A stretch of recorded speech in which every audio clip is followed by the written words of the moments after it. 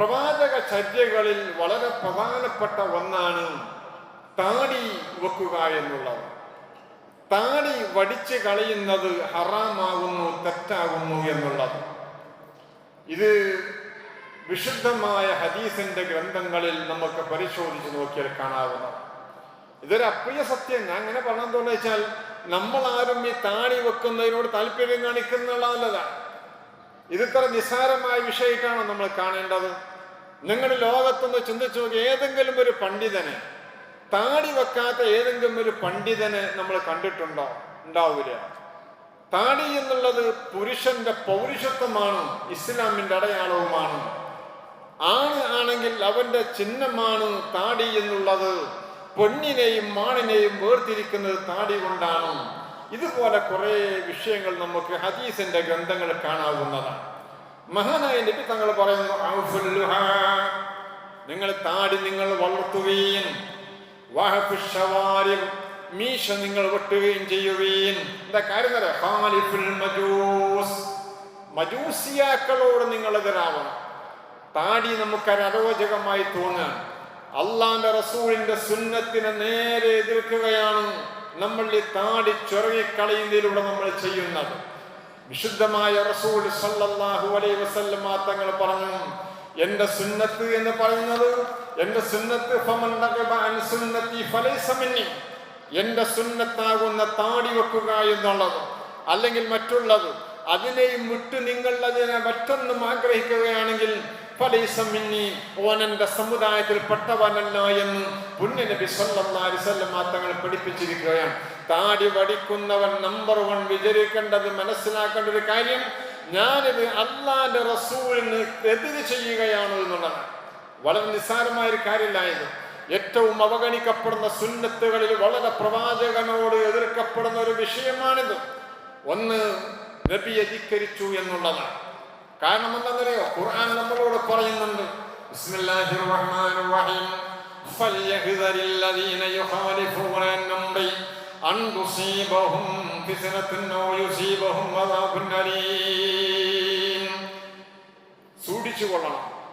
അല്ലദീന യുഖാലിഫൂന അൻ അംരി, അവരുടെ കൽപ്പന ലംഘിക്കുന്ന ആളുകൾ, അള്ളാന്റെ റസൂലിന്റെ കൽപ്പന ലംഘിക്കുന്ന ആളുകൾ അവരെ സൂക്ഷിച്ചു കൊള്ളട്ടെ. അൻ തുസീബഹും ഫിത്ന ഔ യുസീബഹും അദാബുൻ അലീം. നൂറ് സൂറയുടെ 63-ാമത്തെ വചനം. അവർക്ക് വലിയ വലിയ ദുരന്തങ്ങളും ഫിത്നകളും ഉണ്ടാവും, അവർക്കിനി വലിയ ശിക്ഷകൾ വരാനുണ്ട്. ഇതാണ് പ്രവാചകന്റെ, അള്ളാഹുവിന്റെ കൽപ്പന ലംഘിക്കുന്ന ആളുകൾക്ക് വരാനുള്ളത് എന്ന് മഹാനായ പ്രവാചകന്റെ അടുത്തേക്ക് ഒരു കിസ്റയുടെ ഡെലിഗേഷൻ വരികയുണ്ടായി. റസൂൽ കിസ്റ മലിക്കിൽ മജൂസ്, മജൂസിയാക്കളുടെ രാജാവ്. ആ കിസ്റയുടെ ഒരു ദൂതൻ വന്നു പുണ്യനബിയുടെ മുമ്പിലേക്ക് വന്നപ്പോൾ വഖദ് ഹലഖ്, അവനാണെങ്കിൽ അവന്റെ താടി ക്ഷൗരം ചെയ്തിരിക്കുകയാണ്. താടി പഠിച്ച മജൂസിയായ രാജാവിന്റെ ഡെലിഗേഷൻ സംഘത്തിൽ ഒരു ദൂതൻ വന്നിരിക്കുകയാണ്. താടി പഠിച്ചവനാണ് അവൻ. അവന്റെ മീശ നല്ലോണം വളർത്തുകയും ചെയ്തിട്ടുണ്ട് അവൻ. ഫഖാല ലഹു റസൂലുള്ളാഹി സ്വല്ലല്ലാഹു അലൈഹി വസല്ലം, മജൂസിയാണ്, മജൂസിയുടെ ദൂതനാണ്. അവനോട് റസൂല് ചോദിച്ചു, മൻ അമറക ബിഹാദാ, നിന്നോട് ആരാടോ ഈ താടി പഠിക്കാൻ വേണ്ടി നിന്നോട് ആരാ പറഞ്ഞത്? അപ്പൊ അവൻ പറഞ്ഞു, ഖാല അമറനി റബ്ബി, എന്റെ റബ്ബാണ് എന്നോട് താടി പിടിക്കാൻ വേണ്ടി പറഞ്ഞത് എന്ന്. എന്റെ റബ്ബ് എന്ന് പറഞ്ഞാൽ കിസ്റ രാജാവാണ്, എന്റെ രാജാവാണ് എന്നോട് താടി പിടിക്കാൻ വേണ്ടി പറഞ്ഞത്. ഇന്നമാ റബ്ബുഹും മലിക്കുഹും, അള്ളാന്റെ റസൂൽ അവരോട് പറഞ്ഞപ്പോൾ പറഞ്ഞ മറുപടി ഇതാണ്, ഞങ്ങളെ രാജാവ് താടി പിടിക്കാൻ വേണ്ടി പറഞ്ഞിട്ടുണ്ടോ എന്ന്. അതുകൊണ്ടാണ് റസൂൽ പറഞ്ഞത്, നിങ്ങൾ മീശ വെട്ടുകയും താടി വളർത്തുകയും വേണം. ഖാലിഫുൽ മജൂസ്, മജൂസിയാക്കളോട് നിങ്ങൾ എതിരാവണമെന്ന്. ഇത് നിസ്സാര കാര്യമല്ല. മഹാനായ നബി സല്ലല്ലാഹു അലൈഹി വസല്ലം തങ്ങൾ ഇങ്ങനെ കൽപ്പിച്ചൊരു കാര്യം നമ്മളത് അവഗണിക്കുന്നത് വലിയ തെറ്റാണ്. മഹാന്മാരായ പണ്ഡിതന്മാര് പറയുന്നുണ്ട്, താടി വടിക്കൽ ഹറാമാണ്, അത് നിർബന്ധമായും വെച്ചോളണമെന്നാണ്. സുന്നത്ത് എന്ന് പറയുന്ന ആ പ്രവൃത്തിയാണെങ്കിൽ താടി വടിക്കൽ ഹറാമാണ്, അത് കളയാൻ പാടില്ല എന്നാണ്. എന്തുകൊണ്ട് എന്ന് പറഞ്ഞാൽ മഹാന്മാര് പറയുന്നുണ്ട്, വഹഖ ബിൻ ഹസ്മിൻ അൽ ഇജ്മാ, പണ്ഡിത ലോകത്തിന്റെ ഏകാഭിപ്രായമുണ്ടെന്നാണ്. താടി വടിച്ച് കളയാതെ വെക്കുന്ന വിഷയത്തിലാണ് പണ്ഡിത ലോകത്തിന്റെ ഇജ്മാ. എന്താണെന്നറിയോ? അല അന്ന ഖസ്സശാരി വഇഫാൽ ലിഹ്യ ഫർദുൻ വസ്തദല്ല ബിജുംലത്തിൽ അഹാദീസ്. മഹാനായ നബി സല്ലല്ലാഹു അലൈഹി വസല്ലം തങ്ങളുടെ സുന്നത്ത് എന്ന് പറയുന്ന ചര്യ എന്ന് പറയുന്നത് അത് ഫർളാണ്. കാരണം പണ്ഡിതന്മാരെ മുഴുവനും ഏകോപിപ്പിച്ചിട്ടുണ്ട് താടി വെക്കണമെന്നുള്ളതിന്റെ മേല്. അത് കളയൽ ഹറാമാണ് എന്ന് പറഞ്ഞതിന്റെ പേരിൽ തന്നെയുമല്ല, അമ്പിയാക്കളൊക്കെ അങ്ങനെ തന്നെയല്ലേ, എല്ലാവരും വെച്ചിട്ടുണ്ട്. വെക്കാത്ത നമ്മളെ കേരളീയരായ കുറെ ആളുകളാണ്. നമ്മളത് എന്തുകൊണ്ട് താടി വെക്കുന്നില്ല നമുക്കറിയില്ല. നമ്മൾ ആരെയാണ് ഈ വിഷയത്തിൽ മാതൃകയാക്കുന്നത്? അള്ളാന്റെ റസൂലിന്റെ ജന്മം കൊണ്ട് അനുഗ്രഹീതമായ റബീഉൽ അവ്വൽ പ്രവാചകന്റെ ചര്യയെക്കുറിച്ച് നമ്മൾ പറയുമ്പോഴേ നമ്മൾ എടുക്കേണ്ട ഒരു തീരുമാനം, ഏറ്റവും പവിത്രമായ ഒരു പൗരുഷത്വം നിലനിർത്താൻ പറ്റുന്ന താടി അത് നിലനിർത്താനുള്ള നിർബന്ധ ബുദ്ധിയാണ് നമ്മൾ ഇങ്ങനെയുള്ള പ്രവാചക ചര്യകളെ കുറിച്ചൊക്കെ പറയുമ്പോൾ നമ്മൾ മനസ്സിലാക്കേണ്ടത്. ചില ആളുകൾ പറയും ഇത് എന്നിങ്ങനെ കളഞ്ഞുകൊണ്ടിരിക്കുമ്പോൾ അത് വൻകുറ്റായി മാറുമോ? ഇതൊക്കെ മഹാന്മാർ ചർച്ച ചെയ്തിട്ടുണ്ട്. വൻകുറ്റവുമായി മാറൂല. പക്ഷേ ഇത് വൻകുറ്റൊന്നുമല്ല. എന്നാൽ നിത്യം ഈ താടിങ്ങനെ വരണ്ടി കളയുന്നവനാണെങ്കിൽ അവനെ പേടിക്കണം. കാരണം എന്താണെന്നറിയോ? ഇബ്നു അബ്ബാസ് റളിയല്ലാഹു അൻഹു പറയുന്നുണ്ട്, ലാ സഗീറത മഅൽ ഇസ്റാർ. ചെറുകുറ്റമാണ് ഈ താടി ചുരണ്ടി കളയുന്നത്. കറാഹത്താണ്, ഹറാമാണ്. കുറഞ്ഞ ആളുകളെ കറാഹത്താണെന്ന് പറഞ്ഞിട്ടുള്ളൂ. ഹറാമാണ് എന്നുള്ള അഭിപ്രായമാണ് അധിക പണ്ഡിതന്മാരും പറഞ്ഞത്. ഷാഫി മതിയിൽ ഒരിളവുണ്ടെങ്കിൽ പോലും ഇമാം ഷാഫിഈ റളിയല്ലാഹു അൻഹു അൽ ഉമ്മ എന്ന് പറയുന്ന ഗ്രന്ഥത്തിൽ താടി വെടിക്കൽ ഹറാമാണ് എന്ന് വ്യക്തമായി പഠിപ്പിച്ചിട്ടുണ്ട്. പക്ഷെ നമ്മൾ അത് എന്തുകൊണ്ടാണ് നമ്മൾ ഇങ്ങനെ ആയത് എന്നുള്ളത് അറിയില്ല. എന്നും ഇങ്ങനെ ചെറുകുറ്റമാകുന്ന താടി വടിക്കൽ ചെയ്തു കഴിഞ്ഞാൽ അത് വലിയൊരു കുറ്റമായി മാറുമെന്ന് പറഞ്ഞാൽ വലിയ തെറ്റായി മാറും. വലിയ തെറ്റായി മാറുമ്പോൾ ചെറിയ നിസാരമല്ല എന്ന് വിചാരിക്കണ്ട. ചെറിയ ചെറിയ വിറക് ചുള്ളികളുണ്ട്, അത് കുറേ കൂടിയാൽ ചെറുതാണെങ്കിലും അത് കത്തുമ്പോൾ ആകെ കത്തി ചാമ്പലാക്കേണ്ടത് മതിയാകും. അതുകൊണ്ട് മഹാന്മാര് പഠിപ്പിച്ചത് ഇത് നിർബന്ധമാണ് എന്നുള്ളതാണ്. തന്നെയുമല്ല, പുരുഷനെ സംബന്ധിച്ചിടത്തോളം താടി അതൊരു ആദരവാണ്. അല്ലാഹു താടിയാക്കി പെണ്ണിന്റെയും ആണിന്റെയും ഇടയിലുള്ള വേർതിരിവാണ് താടി എന്നുള്ളത്. പെണ്ണും ആണും പിന്നെ ഒരുപോലെയായില്ലേ. പെണ്ണിന്റെ മുഖത്ത് മുടിയില്ലാത്തവളാണ്, ആണിന്റെ മുഖത്ത് മുടി കൊടുത്തത് വയ്ക്കാൻ വേണ്ടിയിട്ടാണ്. രണ്ടിന്റെയും ഇടയിൽ ആണും പെണ്ണും വേർതിരിച്ചറിയാനാണ് ഈ താടി പുരുഷന് കൊടുത്തത് എന്ന് മഹാന്മാര് പറയാം. താടി വെക്കുന്നത് പുരുഷന്മാർക്ക് ഭംഗിയാണ്. അതവന്റെ മുഖത്തത് പ്രഭയുമാണ് എന്ന് മഹാന്മാര് പഠിപ്പിച്ചിരിക്കുകയാണ്. ആയിഷ ബീബി റളിയല്ലാഹു അൻഹ ചിലപ്പോഴൊക്കെ സത്യം ചെയ്ത് പറയാറുണ്ട്, വല്ലദീ അക്റമർ റിജാൽ ബിൽലിഹാ. മനുഷ്യന്മാരെ ആണുങ്ങൾക്ക് താടി കൊടുത്ത് ആദരിച്ച അല്ലാഹു തന്നെയാണ് സത്യം. മഹദിയായ ആയിഷ ബീബി അങ്ങനെയാണ് ചിലപ്പോഴൊക്കെ സത്യം ചെയ്യാറുള്ളത്. ഞാൻ പറയുന്നത്, ഇങ്ങനെ മാതാപിതാക്കൾ പോലും മോനെ താടി വടിക്കണം എന്ന് പറഞ്ഞാൽ വടിക്കരുത് എന്നാണ്. മാതാപിതാക്കൾ പറഞ്ഞത് മുഴുവൻ കേട്ടോളണമെന്നാണ്. മാതാ പറഞ്ഞു മോനെ എപ്പോ ഉമ്മാന്റെ കുട്ടിക്കൊന്നും വേണ്ടെന്ന് പറഞ്ഞാൽ അത് സ്വീകരിക്കരുത് എന്നാണ്. ലാ യജൂദു തുഅതു വാലിദൈ ഫീ ഹൽഖിൽ ലഹിയ വയജിബു തൗഫീറുഹാ വഇഫാഉഹാ. നിന്റെ മാതാപിതാക്കൾ നിന്നോട് പറഞ്ഞാൽ പോലും അത് അംഗീകരിക്കരുത് എന്നാണ്. അത് തെറ്റാണ് എന്നാണ്. ഇനി നമ്മളൊക്കെ അള്ളാന്റെ മുമ്പിലേക്ക് ചെല്ലണം. ഞാൻ പറഞ്ഞല്ലോ, 2-3 മയ്യിത്തുകളിൽ ഇങ്ങനെ ഓരോരുത്തർ ഇങ്ങനെ പോകാൻ നമ്മുടെ താടി പിടിച്ച് തലയിലേക്ക് കെട്ടുമ്പോൾ അള്ളാന്റെ മുമ്പിലേക്ക് ചെല്ലുമ്പോൾ താടിയില്ലാത്തവരായി കബറങ്ങളിലേക്ക് പോകുന്ന രംഗം നിങ്ങളൊന്ന് വിചാരിച്ചു. എത്രമാത്രം മോശമാണത്. അള്ളാന്റെ മുമ്പിലേക്ക് നീ ഒരു മയ്യിത്തായി താടിയല്ലാത്തവനായി റബ്ബിന്റെ മുമ്പിലേക്ക് ചെല്ലുമ്പോൾ നിന്റെ മുഖം ഇങ്ങനെ ആളുകൾ താടി വരണ്ട രീതിയിൽ ഒരു മയ്യിത്തായി കിടക്കുന്ന മുഖം കാണുമ്പോൾ എന്താണ് എന്റെ മറുപടി? എന്താണ്? അള്ളാന്റെ റസൂലിന്റെ ശരിയാകുന്ന ഇത് നീ പിന്തുടരാതെ അത് പൂർണ്ണമായി അവഗണിച്ച് റബ്ബിന്റെ മുമ്പിൽ നിന്ന് നിർത്തപ്പെടുമ്പോൾ എന്തായിരിക്കും തന്നെ മറുപടി എന്ന് ചോദിക്കുകയാണ്. ലിമാ അസൈത നബി, നിന്നോട് നിന്റെ റബ്ബ് ചോദിക്കും, എന്തോ നീ നിന്റെ പ്രവാചകന്റെ ചര്യയെ അവഗണിച്ചത്? എന്താ നിനക്ക് അവിടെ മറുപടി ഉണ്ടാവുക? എന്റെ പ്രവാചകനോട് പറഞ്ഞില്ല ഇത് വെക്കണമെന്ന്, എന്നിട്ട് എന്തുകൊണ്ട് എന്റെ പ്രവാചകനോട് നീ എതിര് കാണിച്ചു? എന്റെ ശത്രുക്കളായ ജനവിഭാഗത്തോട് എന്തുകൊണ്ട് നീ സാദൃശ്യപ്പെട്ടു? നിനക്കിത് ഭംഗിയായി തന്നത് ഞാനല്ലേ? അധിക പണ്ഡിതന്മാരും ഇത് ഹറാം ഹറാം ഹറാമാണെന്ന് പറയുന്നവരാണ്. ഈ ഹറാമും വഹിച്ചുകൊണ്ടാണ് നമ്മുടെ ശ്വാസോച്ഛ്വാസം മുഴുവനും. നേരം പുലരുന്നു, വൈകുന്നേരമാകുന്നു, നേരം പുഴക്കോളം കടന്നിറങ്ങുന്നു, ഇതൊക്കെ ഹറാമിലാണ്, ഹറാമിന്റെ പണിയിലാണ് എന്ന് മഹാന്മാർ നമുക്ക് പഠിപ്പിച്ചു തരികയാണ്. അത്ര നിസാരമല്ല നമ്മൾ ഈ താടി വടിച്ചു കളയുന്നത് എന്ന്. കാരണം എന്താണെന്നറിയോ? എന്നെ ആരെങ്കിലും അംഗീകരിച്ചാൽ, എന്റെ വാക്കുകൾ സ്വീകരിക്കുന്നുണ്ടെങ്കിൽ സ്വർഗത്തിൽ പ്രവേശിച്ചിരിക്കുകയാണ്. ഞാൻ താടി വടിക്കരുത് എന്ന് നിങ്ങളോട് പറഞ്ഞിട്ട് നിങ്ങൾ ഈ താടി വടിച്ചു കളയുകയാണെങ്കിൽ അവൻ വിസമ്മതിച്ചു എന്നാണ്. കാരണം എന്താണെന്നറിയോ? കുല്ലു ഉമ്മത്തി യദ്ഖുൽ ജന്ന ഇല്ലാ മൻ അബാ. ഇങ്ങനത്തെവരല്ലാത്തൊരു മുഴുവൻ സ്വർഗത്തിൽ കടക്കും.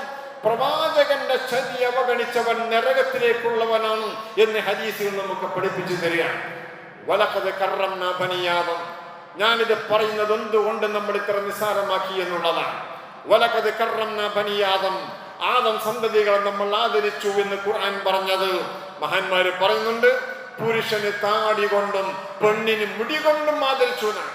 പെണ്ണിന്റെ മുടി നീണ്ടതാണ്, മനുഷ്യന്റെ മുഖത്തുള്ള താടി അത് മനുഷ്യന് മാത്രമുള്ളതാണ്, അതാണ് ആദരവ് എന്ന്. ആരാ പറഞ്ഞറിയോ? മഹാനായ അബൂ ഹയ്യാൻ, മഹാനായ ഇമാം ഖുർത്തുബി, ഇമാം ബഗവി റഹിമഹുമുല്ലാഹ്, ഇവരൊക്കെ പറയുന്നത് അല്ലാഹ് മനുഷ്യൻ ആദരിച്ചു എന്ന് പറഞ്ഞതിന്റെ താല്പര്യം അവന് താടി കൊടുത്തു എന്നുള്ളതാണ്, പെണ്ണിന് മുടി കൊടുത്തു എന്നുള്ളതാണ്. തന്നെയുമല്ല, നമ്മുടെ ഈ മുഖത്തുള്ള താടിയുടെ ഭംഗി മനസ്സിലാക്കാൻ ഉറക്കസ്ഥലങ്ങളിൽ ഈമാൻ ഉണ്ടാവണമെന്ന മഹാന്മാരെ പഠിപ്പിച്ചത്. അത് ഭംഗിയായി നമുക്ക് കാണണോ? താടി അത് പ്രാകൃതമായ രീതിയായി പലരും കാണുക. താടി ഭംഗിയുള്ളതായി അനുഭവപ്പെടണമെങ്കിൽ മനസ്സിനകത്ത് ഈമാനിന്റെ കണികകൾ വേണമെന്നാണ് മഹാന്മാരായ പണ്ഡിതന്മാർ അനുഭവം പഠിപ്പിച്ചത്. നിങ്ങൾ എന്തൊരു നല്ല രൂപത്തിലാണ് നിങ്ങൾ അള്ളാഹ് സൃഷ്ടിച്ചത്. അള്ളാന്റെ സൃഷ്ടിപ്പിന് നിങ്ങൾ ലംഘനം ചെയ്യുകയാണ്, അതിന് നിങ്ങൾ ഭംഗം വരുത്തുകയാണ്. പ്രവാചകൻ നമുക്ക് പഠിപ്പിച്ചെന്ന വലിയൊരു സുന്നത്തിനെ നിഷ്കാസിതാക്കുന്നതിൽ നമുക്ക് യാതൊരു മനപ്രയാസവും ഇല്ലാതെ പോവുകയാണ്. മഹാന്മാരായ ആളുകൾ നമുക്ക് പഠിപ്പിച്ചു തരുന്നുണ്ട്. നോക്കൂ, നിങ്ങൾ താടി വളർത്തുന്നത് രോഗപ്രതിരോധമാണെന്ന് ആധുനിക ശാസ്ത്രം പറയാൻ. ഇത് പ്രവാചകൻ പുണ്യ നബി മുഹമ്മദ് മുസ്തഫ ഒരു കാര്യം പഠിപ്പിക്കുമ്പോഴേ അതിനകത്ത് ഇങ്ങനെ ഉണ്ടാവും. പക്ഷെ അതിനു വേണ്ടിയല്ല നമ്മൾ ചെയ്യുന്നത്. നമ്മൾ ചെയ്യുന്നത് പുണ്യ നബിയോട് പിന്തുടർന്നുകൊണ്ടാണ്. സുപ്രസിദ്ധനായ വൈദ്യശാസ്ത്ര വിശാരദനായ ഡോക്ടർ ആർത്തർ മാർക്ക് ഡൊണാൾഡ് എന്ന് പറയുന്നൊരു മനുഷ്യനുണ്ട്. അദ്ദേഹം പറയാണ്, താടി മീശ വടിക്കുന്ന ഇതുമായി ബന്ധപ്പെട്ടുകൊണ്ട് എഴുതുന്നുണ്ട്, അണ്ണാന്റെ രോമം ചുരണ്ടിയാലും പക്ഷിയുടെ തൂവൽ വെട്ടിക്കളഞ്ഞാലും എന്താണോ അതിന് വരുത്തുന്നത് എന്നതുപോലെയാണ് ഒരു പുരുഷൻ അവന്റെ മുഖത്തെ രോമങ്ങൾ ക്ഷൗരം ചെയ്യുന്നത് എന്ന്, അത് പിടിച്ചു കളയുന്നത് എന്ന്. ഒരു അണ്ണാനെ പിടിച്ചിട്ട് അതിന്റെ രോമങ്ങളൊക്കെ കളഞ്ഞാൽ എങ്ങനെ ഉണ്ടാവും? ഒരു പക്ഷിയെ പിടിച്ചിട്ട് അതിന്റെ തൂവൽ മുഴുവനും പറിച്ചു കളഞ്ഞാൽ എങ്ങനെ ഉണ്ടാവും? ഇതേ രൂപത്തിലാണ് ഒരാണിന്റെ താടി വടിച്ചാലെന്ന് അമുസ്ലിമായ ഡോക്ടർ പറയാണ്. സുപ്രസിദ്ധ വൈദ്യശാസ്ത്ര വിശാരദനായ ഈ മനുഷ്യൻ പറയാം. തന്നെയുമല്ല, അദ്ദേഹം പറയുന്നുണ്ട്, ചുമയും ജലദോഷവും തണ്ടവീക്കവും എപ്പോഴുമുള്ള ആളുകൾക്ക് താടി വളർത്തുമ്പോൾ അതിലൂടെ അതിന് പ്രതിരോധം സൃഷ്ടിക്കുമെന്ന് അദ്ദേഹം പറയാം. ഇതൊക്കെ ഒരു പത്രത്തിൽ എഴുതിയ കടലാസുകളാണ്. തന്നെയുമല്ല, താടിയിൽ ഖണ്ഡനാളം ശ്വാസനാളം എന്നിവക്ക് ഈ സൂക്ഷിക്കുന്നതിൽ ഈ താടിക്ക് വലിയ റോളുണ്ട് എന്നും കൂടി അദ്ദേഹം എഴുതിയിരിക്കുകയാണ്. ഇസ്ലാമിക ശരീഅത്തിൻ്റെതും പുണ്യന്റെ ഗുണം തള്ളു. പക്ഷേ ഇങ്ങനെയുള്ള ആധുനിക വൈദ്യശാസ്ത്രം പോലും ഇങ്ങനെ പറയുമ്പോൾ ഈ വിഷയത്തിൽ വളരെ ശ്രദ്ധ നമ്മൾ കൊടുത്തിട്ടില്ലെങ്കിൽ, പ്രവാചകന്റെ സുന്നത്തുകളെ ഇങ്ങനെ അവഗണിക്കപ്പെടുകയാണെങ്കിൽ തീർച്ചയായും നമുക്ക് അള്ളാഹുവിനടുക്കുള്ള അനുഗ്രഹങ്ങളിൽ, അള്ളാഹു നമുക്ക് നൽകിയ അനുഗ്രഹങ്ങൾക്ക് നന്ദികേട് ചെയ്യുന്നവരാവും നമ്മൾ. നമുക്കറിയാവുന്നതാണ്, മഹാനായ അത്തിപ്പറ്റ ഉസ്താദിന് എല്ലാ പണ്ഡിതന്മാരും താടി വെച്ചവരാണ്. താടി വെക്കാത്തൊരു പണ്ഡിതനുമില്ല. പ്രവാചകന്മാര് മുഴുവൻ താടി വെച്ചിട്ടുണ്ടല്ലോ. മഹാനായ ഹാറൂൻ നബി അലൈഹി സ്വലാത്തു വസ്സലാം മൂസാ നബിയുമായി ബന്ധപ്പെട്ട വിഷയത്തിൽ പറഞ്ഞല്ലേ, മഹാനായ ഹാറൂൻ നബി പറഞ്ഞു,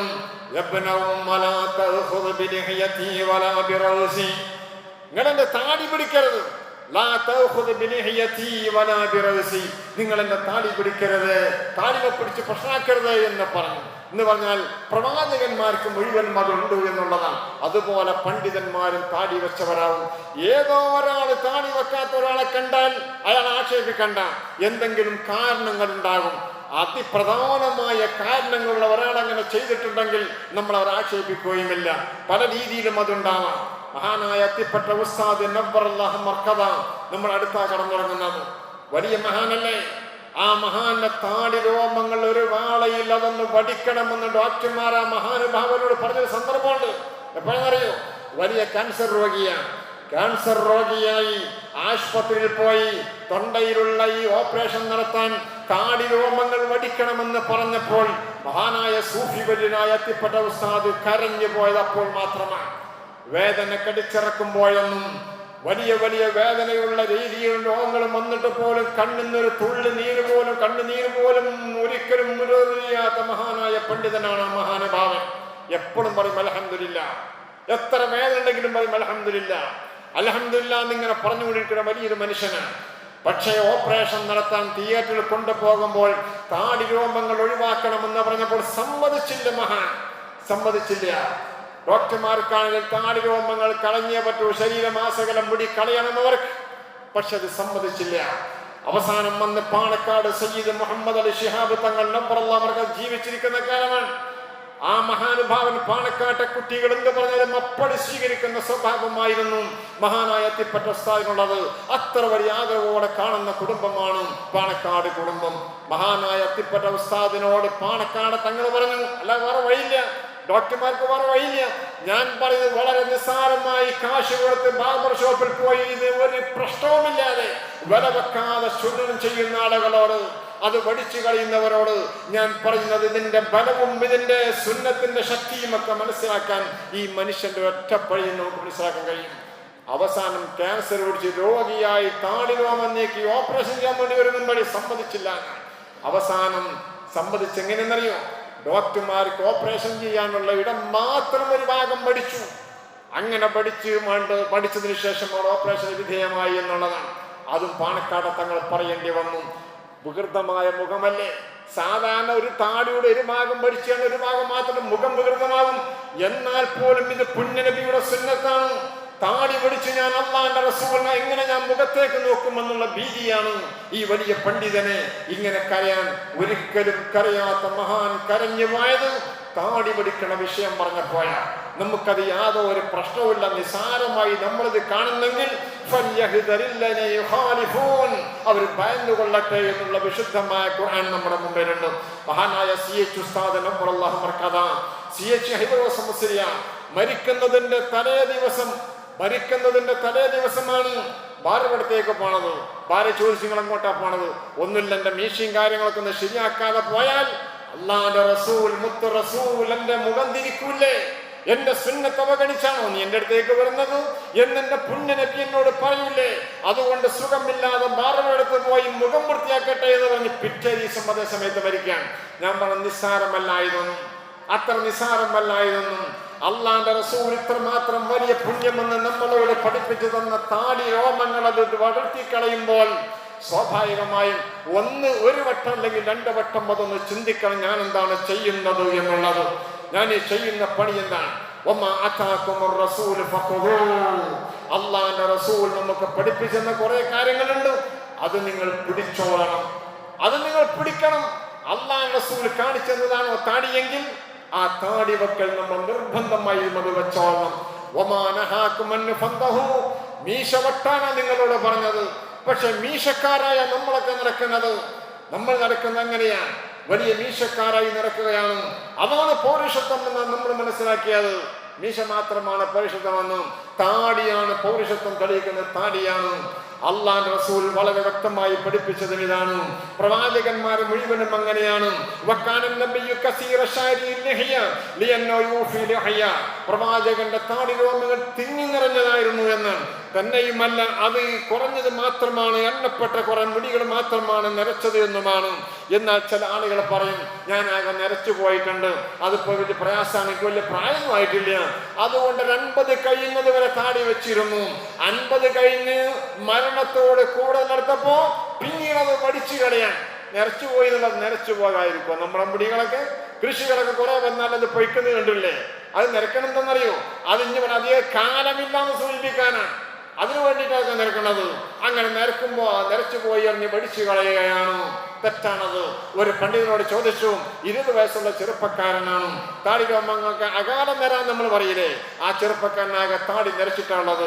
ചോദിച്ചു, ഞാൻ എന്നെ കണ്ട 20 വയസ്സല്ലേ ഉള്ളൂ, എന്നെ കണ്ടപ്പോ വയസ്സം വരാന്ന് പറയല്ലോ, എനിക്ക് പെണ്ണ് കിട്ടുള്ള. പെണ്ണ് കിട്ടണ്ട, പെണ്ണിനൊക്കെ കിട്ടുന്നില്ലെങ്കിൽ വേണ്ട. ഇത് അള്ളാന്റെ റസൂലിന്റെ സുന്നത്താണ്. അത് നിരച്ചതിന്റെ പേരിൽ അതൊരു കാരണമല്ല, അതുകൊണ്ട് അത് പഠിച്ചു കളയരുത് എന്ന് മഹാനായ ആ പണ്ഡിതന് മറുപടി കൊടുക്കുകയാണ്. 20 മുടി നിരച്ചിട്ട് അത് കളയാൻ പറ്റില്ല എങ്കിൽ പിന്നെണ്ടോ? എല്ലാം കഴിഞ്ഞ് മുഴുവൻ തീർന്നു, എല്ലാ ആഗ്രഹം അവസാനിച്ച് 50 വയസ്സായിട്ട് പിന്നെയും ഇത് നിരച്ചു എന്നും പറഞ്ഞു പഠിച്ചു കഴിഞ്ഞാൽ എന്തർത്ഥമുള്ളത്? അതുകൊണ്ട് ശ്രദ്ധിക്കേണ്ടത് നമ്മൾ ശ്രദ്ധിക്കണം. ഞാനിത് പറയുന്നത്, ഇത് പ്രവാചകന്റെ ജന്മം കൊണ്ട് അനുഗ്രഹീതമായ മാസാണ്.